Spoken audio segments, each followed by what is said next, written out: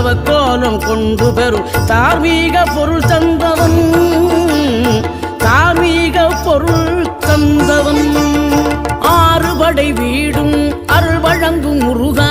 அருகே நீ ஓடோடிவா மூவிரண்டு முகம் ஜொலிக்க